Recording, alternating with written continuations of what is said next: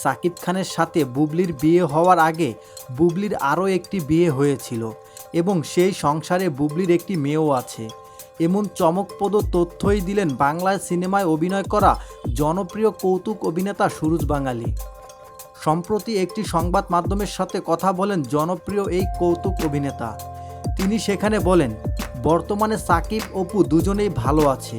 তাদের মধ্যে বুবলি ঢুকে সব কিছু নষ্ট করার চেষ্টা করতেছে। বুবলি সাকিব খানের লেজ ধরে এ পর্যন্ত এসেছে, তাকে ধরে 10টির বেশি ছবিও করেছে। আর সাকিব এই বুবলিকে উপরে উঠিয়েছে। বুবলি যে আগে থেকে বিবাহিত এটা সাকিব জানতো না। তার আগের ঘরে একটি মেয়েও আছে। এ বিষয়টি জানতে পেরে সাকিব তাকে এড়িয়ে চলছে, কিন্তু বীর তো সাকিবেরই রক্ত, তাই সাকিব বীরকে কখনো ফেলে দেবে না। বুবলিকে নিয়ে সুরজ আরও বলেন, বুবলি চায় বীরকে দিয়ে সাকিবের সম্পত্তিতে ভাগ বসাতে। যেখানে সাকিব অপু এখন এক হয়ে গেছে, তখন তার এর মধ্যে নাক গলানোর কী দরকার। এর আগে ঈদ উপলক্ষে টিভি অনুষ্ঠানে সাক্ষাৎকারে বুবলি বলেন, তিনি এখনও সাকিব খানের স্ত্রী। তাদের মধ্যে আনুষ্ঠানিক বিচ্ছেদ হয়নি, তবে তারা আলাদা থাকছেন।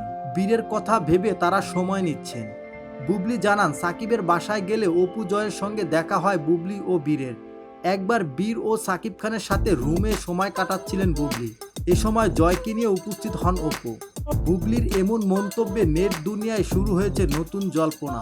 এদিকে বিভিন্ন গণমাধ্যমে এ খবর শুনে নাকি বিরক্ত সাকিব ও অপু বিশ্বাস।